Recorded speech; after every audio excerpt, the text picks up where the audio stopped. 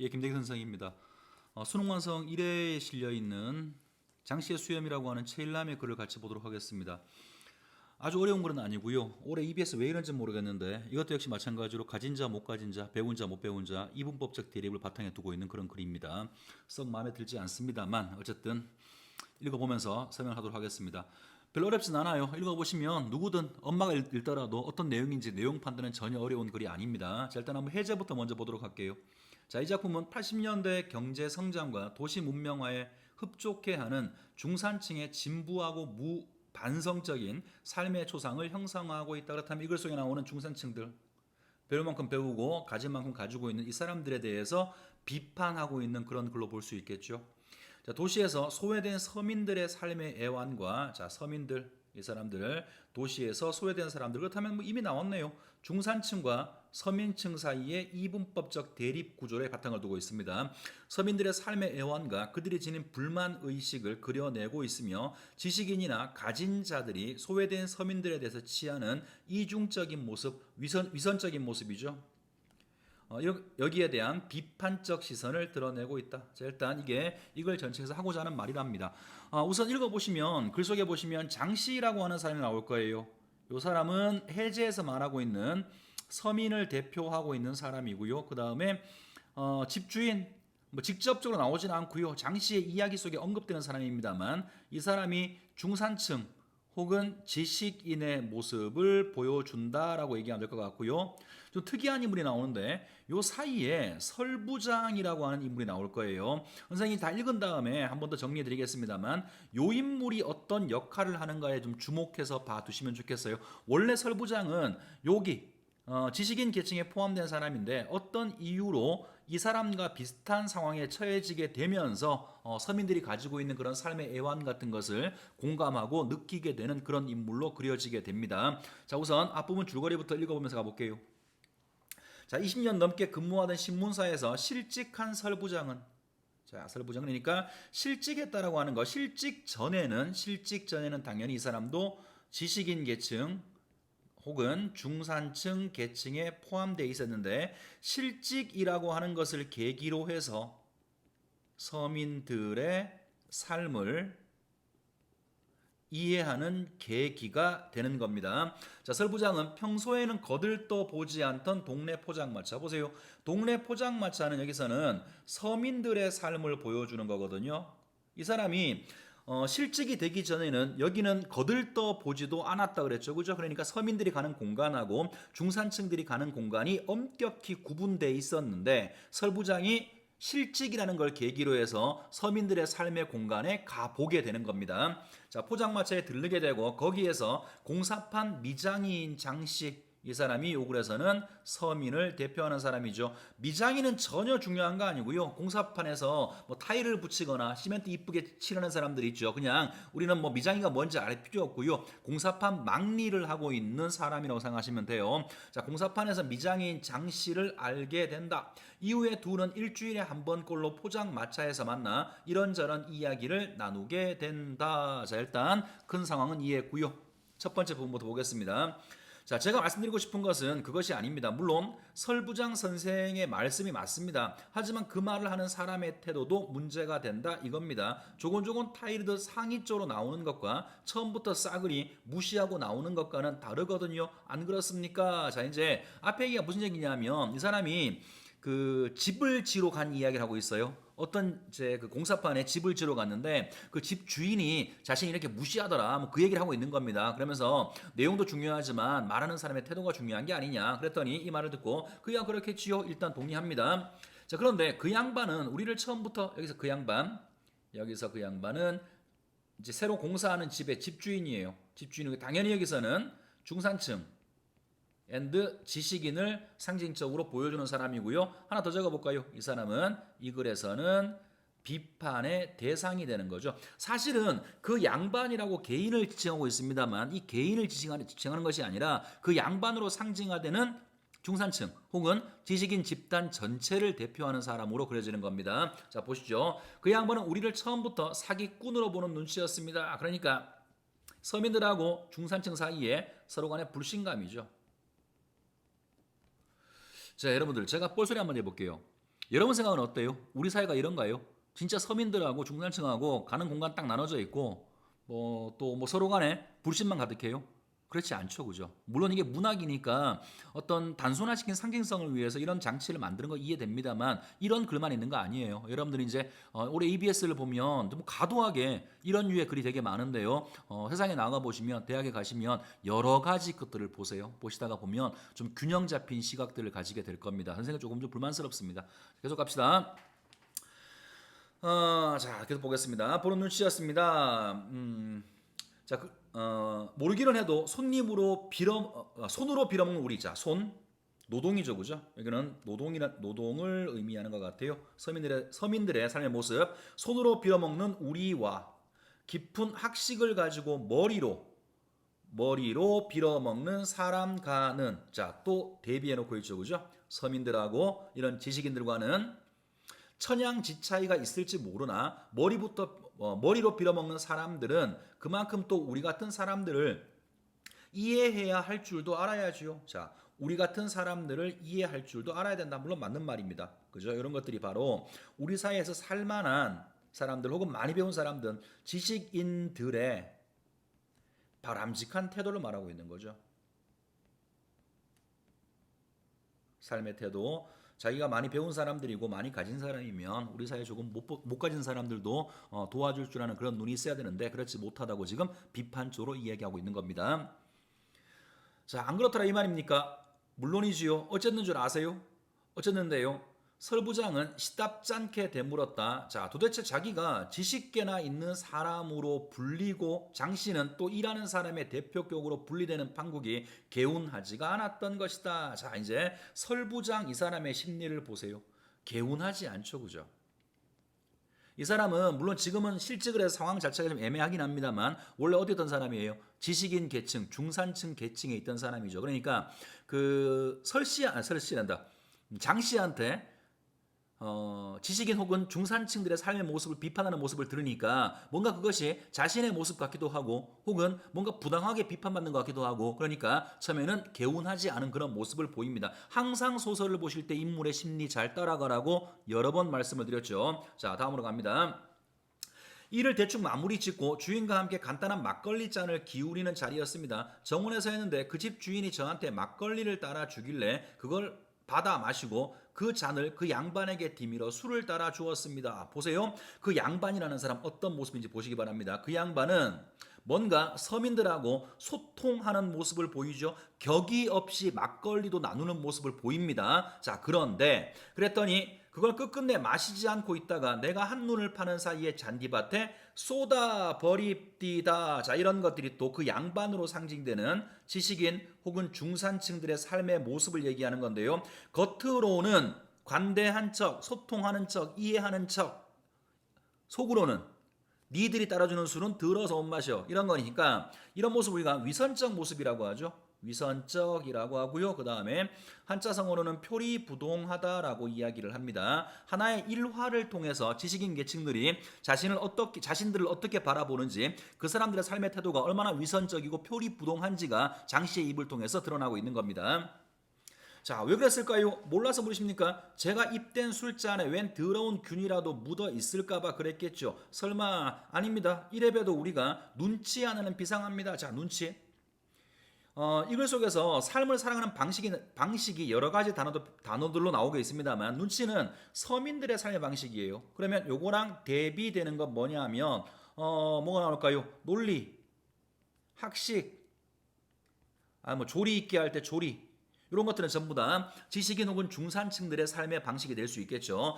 자, 다시 읽겠습니다. 아닙니다. 이래봬도 우리가 눈치 하나는 비상합니다. 그 바닥에서 오래 굴다가 보면 남는 건 눈치밖에 없다고요. 그 일은 또 눈 감아준다고 칩시다. 무슨 일이 또 있었습니까? 설부장은 조금 관심이 당기는지 조급하게 그 다음 말을 재촉했다.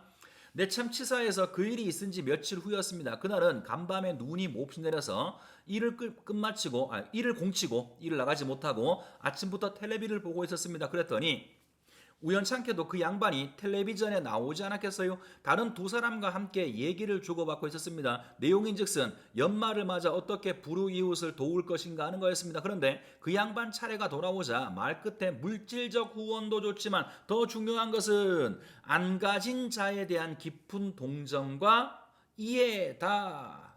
이런 말을 하더군요. 안 가진 자란 말이 무슨 뜻입니까? 그런 말이 있지요. 자, 보세요. 그 양반이 내가 좀 막걸리를 버렸던 놈이죠. 그죠? 전혀 정신적으로 소통할 마음이 없는 놈이란 말이에요. 그런데 TV에 나와서는 이런 말 하는 거라고. 물질도 중요하지만 우리가 그 사람들을 이해하는 마음이 더 중요합니다. 그러니까 다시 또 표리부동한 모습을 다시 보여주는 거죠. 지식인 계층의 위선적인 모습을 다시 하나 보여주는 일화가 되고요. 자, 여기서 이런 말이 하나가 있습니다. 안 가진 자라는 말을 썼어요. 안 가진 자. 좀 이상하죠, 그죠? 일반적으로 우리가 못 가진 자라는 말을 써요. 못 가진 자라는 말을 쓰는데 안 가진 자라는 말을 썼어요. 자, 이제 이게 어떤 의미를 갖는 건지 설명을 할게요. 자, 가진 자가 있겠죠, 그죠? 가진 자 당연히. 그러면 요거의 대척점으로 못 가진 자라고 보통 이야기를 합니다. 그러면 이렇게 얘기할 수 있겠네. 우리 사회에서 요만한 파이가 있어.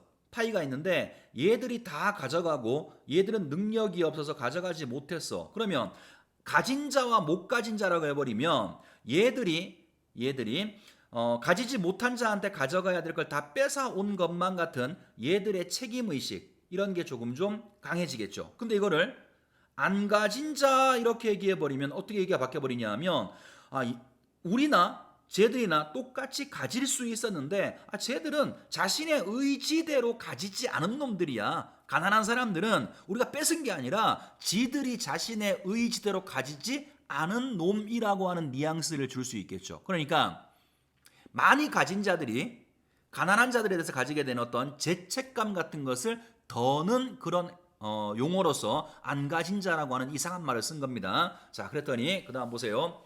요컨대 우리 같은 가난뱅이를 두고 하는 말이 아닙니까? 그렇게 보면 틀림없습니다. 그래서 그 사람한테 실망했다 이 말이군요. 맞습니다. 바로 그겁니다. 앞뒤가 다르잖아요. 자, 똑같은 말이죠, 그죠? 계속 위선적, 표리부동 이런 모습을 보여주고 있고, 자, 그 다음. 자, 그럴 수도 있는 일이겠지요. 물론 그럴 수도 있겠지요. 그러나 저는 실망이 컸습니다. 원래 이 세상은 천갈래 만갈래로 갈라져 가지고 끼리끼리 노는 마당이니까 우리 아닌 다른 사람이 우리 사정을 알아줄 리가 없다는 생각을 해오고 있었으나 땡땡땡. 자, 끼리끼리 논다는 것은 무슨 뜻입니까? 몰라서 묻습니까? 다 아시면서 그러시네. 민주주의라는 게 그런 것 아닙니까? 자, 민주주의란 말 잘 보세요. 설명은 선생님이 조금 더 읽고 설명할게요. 네, 민주주의는 왜 또 나옵니까? 설부장은 깜짝 놀랐다. 장 씨의 입에서 설마 민주주의라는 말이 튀어나올 줄은 몰랐던 것이다. 중학교 2학년까지 다니다가 그만두었다는 장 씨에게서 그런 말이 나오는 것이 이상하다할 것까지는 없지만 어떤 상황을 그런 육두문자식 직관으로 때려잡는 것이 희한하다면 희한했던 것이다. 자, 육두문자식 이게 욕이죠. 육두문자가. 그러니까 이런 말인 것 같아. 거칠지만 직관, 한눈에 알아보는 능력을 얘기하는 것 같아요. 어떤 상황에 대해서 복잡하게 설명할 수는 없어. 굉장히 거칠게, 러프하게 설명하지만 본질을 깨뚫어보는 그러한 장씨의 능력을 육두문자식 직관이라고 얘기한 것 같아요. 자, 왜 놀라십니까? 무식쟁이가 그런 말 한마디 했기로서니 놀랄만도 하겠지요. 하지만 우리도 세상 돌아가는 이치를 눈으로 몸으로 때려잡는 데에는 어느 정도 도가 튀어 있습니다. 학식 있는 사람들처럼 조리 있게 깊게 깨우치지는 못해도 우리는 그런 눈치가 대강은 들어맞거든요. 아까 본 적 있죠? 눈치, 삶의 태도, 그 다음에 중산층 앤드 학식 있는 사람들은 조리 혹은 논리 같은 것이었어요. 자, 그러니까 끼리끼리 노는 것. 자, 보세요. 끼리끼리 노는 것이 민주주의다. 그것이 틀린 잠깐만요. 그것이 틀린 말은 아니더라고요. 입으로 자유다 평등이다. 자, 보세요. 입으로만 자유다 평등이다고 떠들어대지만 속을 까보면 끼리끼리 어울려 가지고 자기네들 이익 취하는 것 아닙니까? 그렇게 편을 갈라서 볼 필요가 있을까요? 자, 보세요. 그러면 장 씨가 말하는 민주주의라고 하는 것은 진짜 민주주의를 말하는 게 아니에요. 장 씨가 말하는 민주주의는 끼리끼리 노는 것이죠.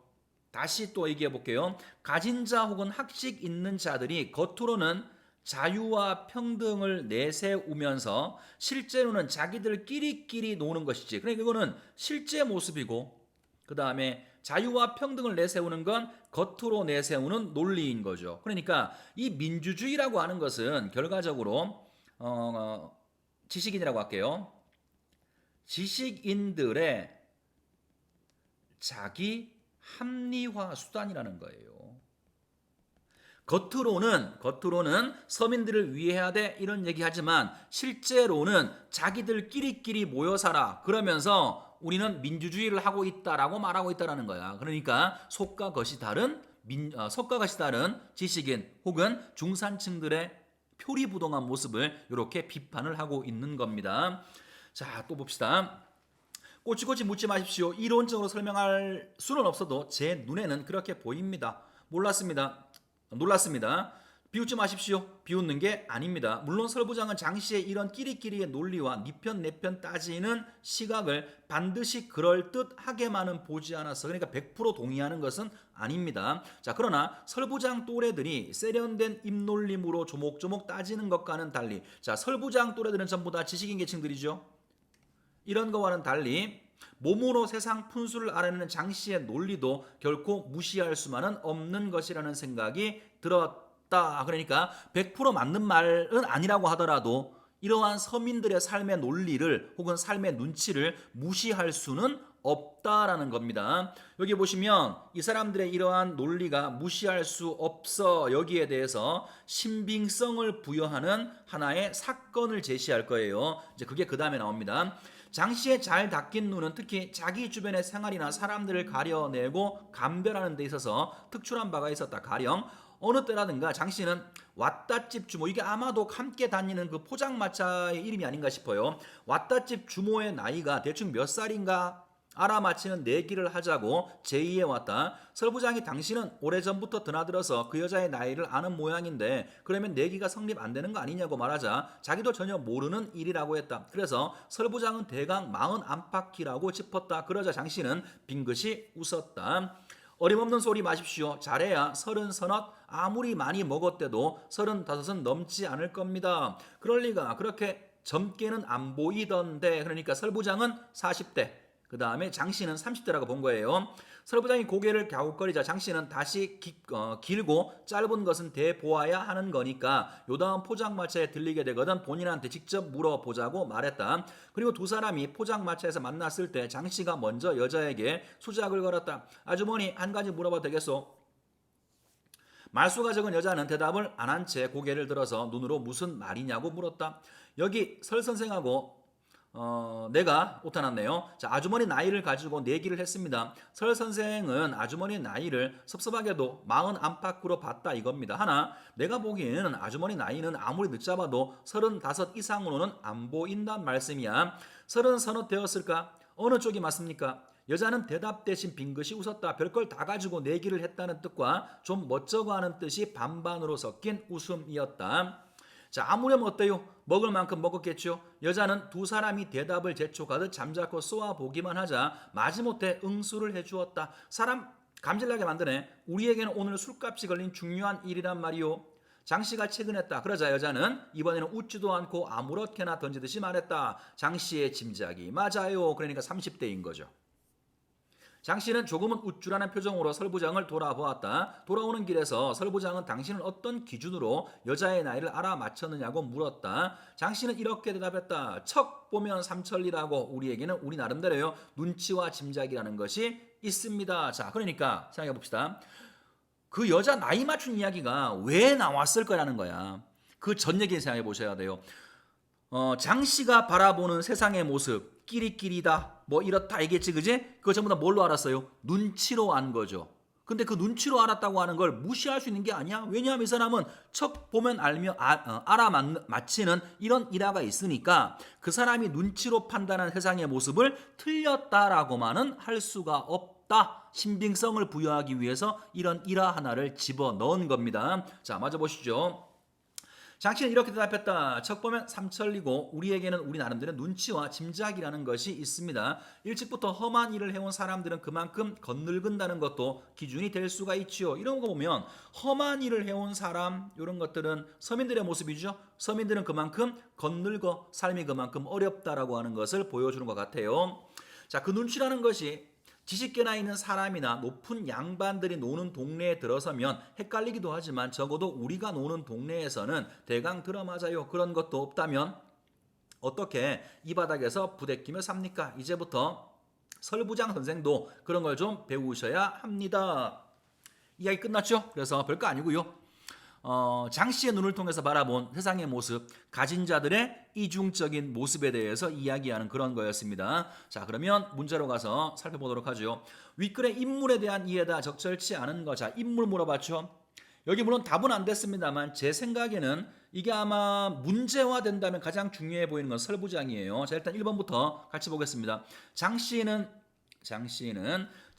정황으로 사람을 알아보는 눈치가 설부장에게는 부족하다고 생각했다. 자, 우리 읽었던 글의 제일 마지막 부분에 나왔던 얘기죠. 자, 두 번째, 장씨는 왓다집 주모의 나이를 알아맞히는 내기를 하자고 설부장에게 먼저 제안했어. 맞죠? 그죠? 장씨가 제안한 겁니다. 3번, 장씨는 자신이 배우지 못한 노동자 계층이라는 이유로 집주인으로부터 무시당했다고 생각했다. 설부장과 첫 번째 대화에서 나왔던 얘기입니다. 4번, 설부장은 장씨가 자신을 지식인으로 생각해주는 거에 대해서 아까 만족해 했다가 아니라 첫 부분 선생님이 얘기했었죠. 그죠? 뭔가 기분이 언짢아 했었죠. 답은 4번입니다. 결과적으로 뭘 묻는 거냐면 뭐 인물의 캐릭터일 수도 있고요. 글 내용일 수도 있습니다만 어떤 상황에서 인물이 느끼는 정서를 묻는 거죠. 그러니까 이런 문제를 통해 배워야 돼요. 이 문제는 엄마가 풀어도 풀어요. 문제 쉽게 나왔잖아. 그렇지만 이 문제가 나중에 변형됐을 때 포인트는 그대로 갈 거라고. 어떤 포인트? 어떤 장면 상황에서 등장 인물이 느끼는 정서 위주로 작품을 파악해야 된다라고 하는 것은 이런 문제를 통해서 우리가 배워야 될 점입니다. 자, 5번 마저 봅시다. 설부장은 장씨의 말에 관심을 보이며 장씨가 이야기를 이어나갈 수 있도록 재촉한다. 이게 설부장의 역할입니다. 마치 송민곡에서 감녀의 역할하고 똑같은 거죠. 설부장이 계속 그래서요 어쨌든데요 물어봄으로 인해서 이야기가 전개되고 있으니까 답은 물론 4번입니다만 5번에서 설부장이 하는 역할이 어떤 건가 이것도 좀 눈여겨서 봐두시면 좋겠습니다. 자, 넘어가시고 32번 기억의 의미에 대한 이해다. 가장 적절한 것은 자 육두문자식 직관이었죠. 선생님 아까 육두문자 여기에요. 거칠지만 사물의 본질을 그대로 꿰뚫어보는 직관이라고 얘기했습니다. 바라볼까요? 그러면 4번을 보시면 자신의 안목을 바탕으로 세상 이치를 짐작하는 거죠. 거칠어 보이지만 자신의 안목, 직관을 바탕으로 해서 세상의 이치를 짐작하는 것. 다음 답은 4번으로 보셔야 되겠죠. 나머지는 뭐 보시면 헷갈릴 만한 게 하나도 없죠. 넘어가겠습니다. 자, 그 다음에 33번 갑니다. 보기를 바탕으로 윗글을 감상했다. 옳지 않은 것을 골라봐라. 자, 장씨의 수염은 80년대 도시에서 소외된 서민들의 삶의 애환과 그들의 불만의식을 그린 작품으로 지식인들이나 가진 자들이 소외된 서민들에게 대해서 취하는 이중적 모습에 대한 아까 얘기했죠. 위선적, 표리부동한 모습, 이중적 모습에 대한 비판적 시선을 드러내고 있다. 글 전체 내용이고 자, 특히 이러한 불만의식이나 비판적 시선은 소외감을 느끼는 인물이 누군데요? 장씨죠. 장씨에 의해서 드러난다. 그리고 그들과 별로 다를 바 없는 상황에 처한 지식인, 이건 누구죠? 설부장이죠. 이건 설부장. 지식인이 그들의 삶과 능력을 발견하고 인정하는 과정을 통해서 허울 좋은 지식인의 모습을 간접적으로 비판하고 있다. 자, 글 전체 내용하고요. 인물들의 어떤 역할, 그까지 보기에서 이야기했습니다. 자, 옳지 않은 거 골라볼게요. 1번. 제가 입된 술잔에 뭐 더러운 것이라도 묻어 있을까봐 그런 것이라는 장씨의 말에서 도시 서민들이 가진 자들에 대한 느끼는 불만의식을 엿볼 수 있다. 그들은 우리를 무슨 병균 묻은 인간으로 바라본다. 항상 우리를 사람 취급하지 않는다. 이런 거니까 불만의식 가능하겠죠. 보기에 나온 얘기기도 하고요. 자, 2번 갑니다. 집주인이 앞뒤가 다르다는 장씨의 말에 그럴 수도 있는 일이라고 대답하는 설부장의 모습에서 서민들과 별로 다를 바 없는 상황에 처한 지식인의 모습을 엿볼 수가 있다. 자, 그럴 수도 있다. 이게 무슨 말이죠? 당신 장씨가 한 말 네 해석이 맞을 수도 있겠다라고 장씨의 입장을 동의해 주고 있는 거죠. 그러니까 뒷부분하고는 아무런 관련성이 없죠. 이거는 지식인의 모습을 보여주는 게 아니라 서민들의 모습에 대해서 서서히 공감해가는 모습을 보여주는 거예요. 답은 2번으로 보시면 되겠습니다. 자, 맞아볼게요. 3번. 자유다 평등이다 하고 떠들어대지만 속을 파보면 끼리끼리 어울려 가지고 자기네들 이익 취한다는 장씨의 말에서 지식인들의 이중성에 대한 비판적 시선이 드러나 있다. 자, 다음 네 번째.